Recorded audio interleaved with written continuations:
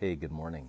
It is a beautiful day here in Kelowna, and I wanted to kind of take a minute and answer another question that I just saw come through, and that is, how do I get started investing with no money and no credit?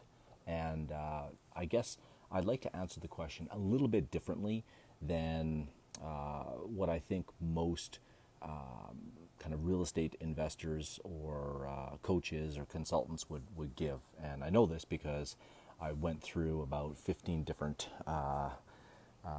responses to the question, and it looked like a lot of the responses were, well, the best way to do it is to fix your credit, start saving money. And those are all obviously good ideas.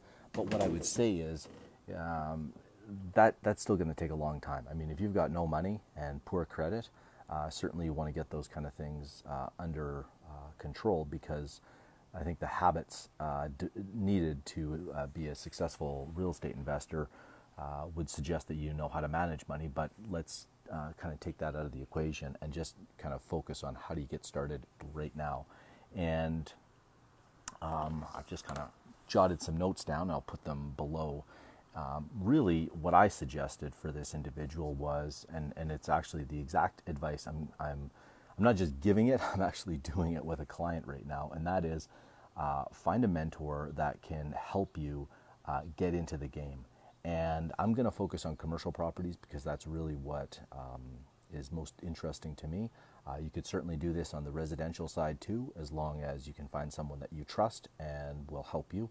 It really doesn't matter,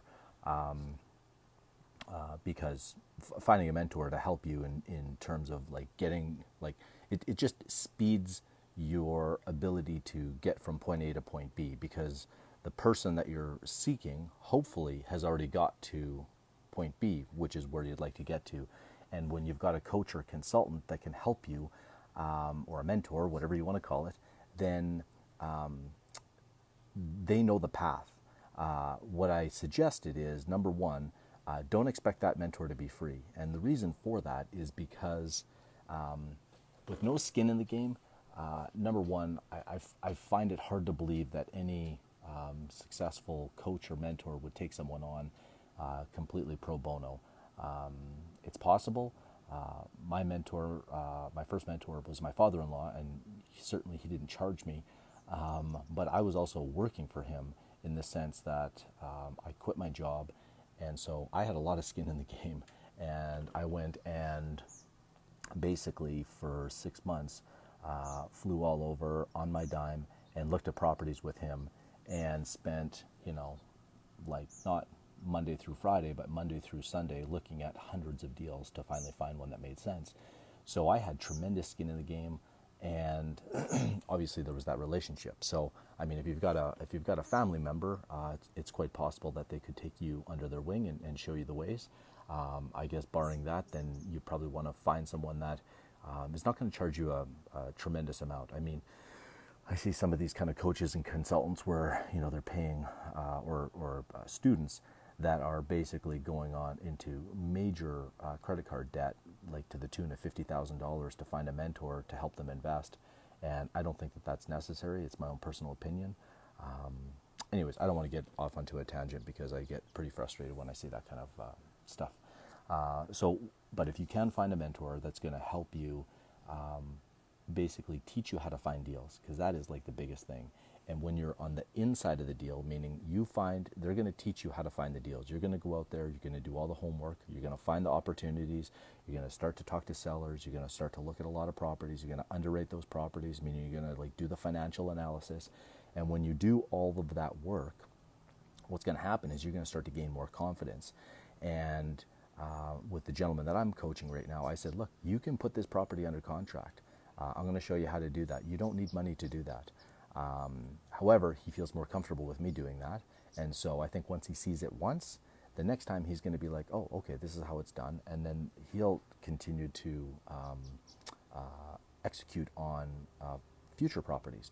And the ultimate goal is that he'll be able to do this on his own. Now, he may continue to come to me because if we find big enough deals, and I've got a very good network of investors that want these opportunities, then it makes good sense for he and I to partner up. But initially, and I was very clear that I'm going to get the biggest piece of the pie. And that may seem unfair to some people, but I'm very transparent. And it's because I'm going to be doing most of the work. I'm going to be raising the money. I'm going to essentially execute on the deal. He's finding it, so he's going to get a piece of the puzzle. I call it, not a piece of puzzle, he's going to get a piece of the action where he will get a carried interest, and that will be negotiated depending on how much equity is required. And frankly, every deal is different. And so, hey, Terry, because every deal is different, I can't necessarily say that he's going to get 10% or 15% or whatever the percentages that we come up with, because I have to go and sell that to my investors too. So you just want to be, I guess, going into it with the proper mindset and understanding in terms of how you fit in. And I think the other important piece is to make sure that you're finding someone that you can trust, that has a track record. And I would suggest that you, if you want to do your due diligence, look at what they're doing. I mean, hence why I put all these videos out, because hopefully I'm attracting the right people that know that investing in commercial real estate takes a tremendous amount of time and energy. It's not overnight. However, my philosophy, and I've seen it, and it's happened for me, is that one or two good commercial properties can really set you up. And so that's why I focus on larger deals, not the smaller deals. It's not to say that a person can't get experience doing wholesales or flips. I mean, that's really where I got started. However, it's unnecessary. I mean, I kind of compare it to surfing and snowboarding. And I'm a horrible surfer. I'm an okay snowboarder. But when I first tried surfing, and I was told, oh, well, if you've got experience snowboarding, it'll translate. And it doesn't translate. I mean, I don't want to say it doesn't translate at all. Investing in residential real estate and commercial real estate, while there are probably a few nuances in terms of negotiating and understanding locations that would help you, you really don't need to start as a residential investor in order to get into commercial real estate. So that's really what I wanted to talk about today. Just kind of looking at my notes. I don't think there was anything else that I wanted to talk about. If there's any questions that you have as it relates to how to get started with no money and no equity or credit, I should say, then please post below. But I'm not a big believer in the no money down deals. That's not how I would suggest starting out. You're gonna pass over so many good opportunities, in my opinion. It's much better to find someone that has done it, that is looking, that's active, that has equity, and that's prepared to take you on.